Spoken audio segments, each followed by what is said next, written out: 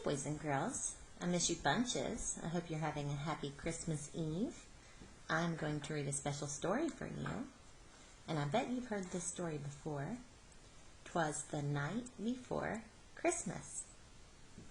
And I love the illustrations in this book because you know what they used? Look, the illustrator just used a pencil, a plain old pencil, and he put a lot of detail into it. So let's read it together.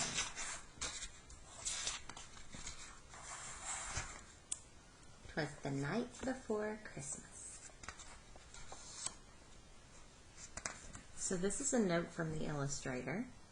So what they're saying in this is that they don't really know whoever wrote this. It was anonymous.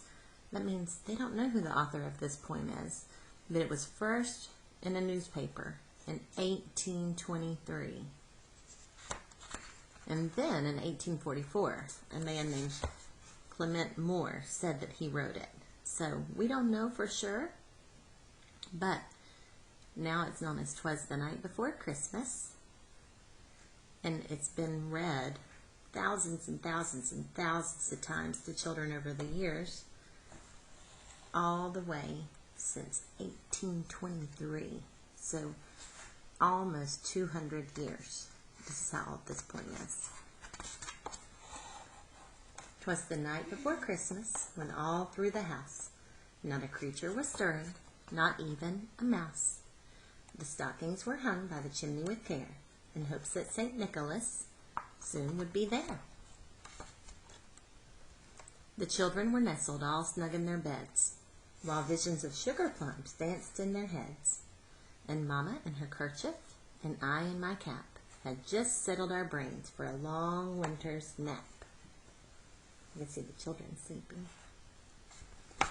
"When out on the lawn there arose such a clatter, I sprang from the bed to see what was the matter. Away to the window I flew like a flash, tore open the shutters, and threw up the sash." She's looking out the window. He hears something. The moon on the breast of the new-fallen snow gave the luster of midday to objects below, when what to my wondering eye should appear but a miniature sleigh and 8 tiny reindeer, with a little old driver so lively and quick, I knew in a moment it must be Saint Nick.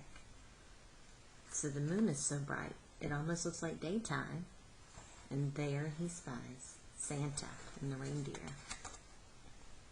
More rapid than eagles, his coursers they came, and he whistled and shouted and called them by name. "Now Dasher, now Dancer, now Prancer and Vixen, on Comet, on Cupid, on Dunder and Blixen." Now we kind of say Donner and Blitzen, but originally they were Dunder and Blixen. "To the top of the porch, to the top of the wall, now dash away, dash away, dash away, all. As dry leaves before the wild hurricane fly, when they meet with an obstacle, mount to the sky. So up to the housetop the coursers they flew, with the sleigh full of toys, and St. Nicholas too." It's a really fancy way to say Santa's landing on the roof.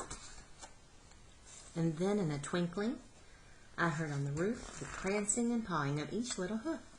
As I drew in my head and was turning around, down the chimney St. Nicholas came with a bound.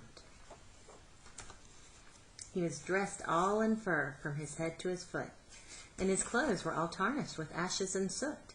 A bundle of toys was flung on his back, and he looked like a peddler just opening his pack. His cheeks, how they twinkled, his dimples, how merry. His cheeks were like roses, his nose like a cherry. His droll little mouth was drawn up like a bow, and the beard of his chin was as white as the snow. The stump of a pipe he held tight in his teeth, and the smoke, it encircled his head like a wreath. He had a broad face and a little round belly that shook when he laughed like a bowl full of jelly. He was chubby and plump, a right jolly old elf, and I laughed when I saw him, in spite of myself. A wink of his eye and a twist of his head soon gave me to know I had nothing to dread. He spoke not a word, but went straight to his work, and filled all the stockings, then turned with a jerk, and laying his finger aside of his nose and giving a nod, up the chimney he rose. He sprung to his sleigh, to his team gave a whistle, and away they all flew like the down of a thistle. That I heard him exclaim, ere he drove out of sight,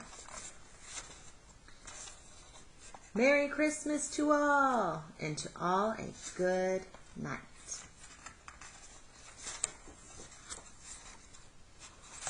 I hope you have a wonderful and magical Christmas. I can't wait to hear about it, and I love you bunches and bunches. Bye.